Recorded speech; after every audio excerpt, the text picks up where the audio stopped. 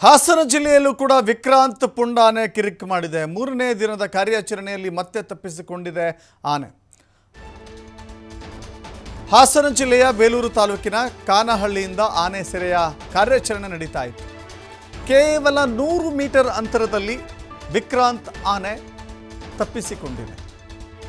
ಸಾಕಾನೆಯ ಸಹಾಯದಿಂದ, ಸಾಕಾನೆ ಭೀಮಾ ಎನ್ನುವ ಆನೆಯ ಸಹಕಾರದಿಂದ ಹೇಗಾದರೂ ಈ ಆನೆಯನ್ನು ಸೆರೆ ಹಿಡಿಬೇಕು ಅಂತ ಹೇಳಿ ಕಾರ್ಯಾಚರಣೆ ನಡೀತಾ ಇದೆ. ಬೆಳಗ್ಗೆಯಿಂದಲೂ ಕೂಡ ಈ ಕಾರ್ಯಾಚರಣೆ ನಿರಂತರವಾಗಿ ಸಾಗ್ತಾ ಇದೆ. ಪುಂಡಾನೆ ವಿಕ್ರಾಂತ್ ಸೆರೆಗೆ ಅರಣ್ಯ ಇಲಾಖೆ ಸಿಬ್ಬಂದಿ ಹರಸಾಹಸ ಪಡ್ತಾ ಇದ್ದಾರೆ. ಹೇಳಿ ಕೇಳಿ ಹಾಸನ ಜಿಲ್ಲೆಯಲ್ಲಿ 2 ತಿಂಗಳಲ್ಲಿ 4 ಜನ ಕಾಡಾನೆಯ ದಾಳಿಯಿಂದಾಗಿ ಮೃತಪಟ್ಟಿದ್ದರು. ಕಾಡಾನೆಯ ಸೆರೆ ಹಿಡಿಯಕ್ಕೆ ಅರಣ್ಯ ಇಲಾಖೆ ಸಿದ್ಧಪಡಿಸಿಕೊಂಡಿದೆ. ಈಗಾಗಲೇ ಕೆಲವಷ್ಟು ಆನೆಗಳನ್ನು ಸೆರೆ ಹಿಡಿಯಲಾಗಿದೆ.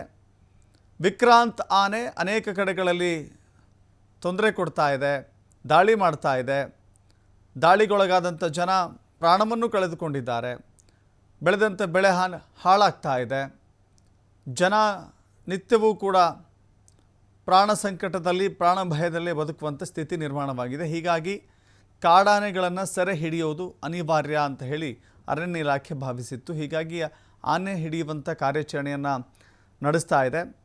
ಬಟ್ ವಿಕ್ರಾಂತ್ ಎಂಬ ಆನೆ ಕೊಂಚ ದೂರದಲ್ಲಿಯೇ ಇದ್ದು ತಪ್ಪಿಸಿಕೊಂಡಿದೆ.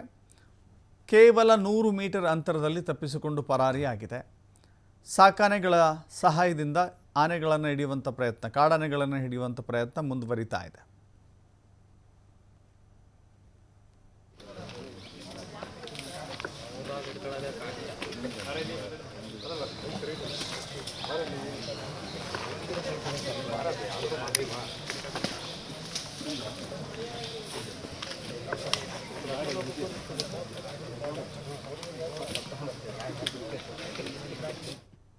ಮತ್ತಷ್ಟು ಮಾಹಿತಿ ನಮ್ಮ ಪ್ರತಿನಿಧಿ ಪ್ರಕಾಶ್ ನೀಡ್ತಾರೆ. ಪ್ರಕಾಶ್, ವಿಕ್ರಾಂತ್ ಆನೆಯನ್ನು ಸೆರೆ ಹಿಡಿಯುವಂಥ ಕಾರ್ಯಾಚರಣೆ ನಿತ್ಯವೂ ಸಾಗ್ತಾ ಇದೆ. ಈಗ ತಪ್ಪಿಸಿಕೊಂಡಿದೆ ಅಂತ ಹೇಳಿದರೆ ಯಾವ ಭಾಗಕ್ಕೆ ಹೋಗಿರಬಹುದು ಅನ್ನುವ ಸುಳಿವು ಕೂಡ ಅವರಿಗೆ ಸಿಕ್ಕಿರುತ್ತೇನೋ. ಆನೆ ಸೆರೆ ಹಿಡಿಯುವವರೆಗೂ ಕೂಡ ಜನರಿಗೆ ಭಯ ಅಂತೂ ತಪ್ಪಿದ್ದಲ್ಲ ಪ್ರಕಾಶ್.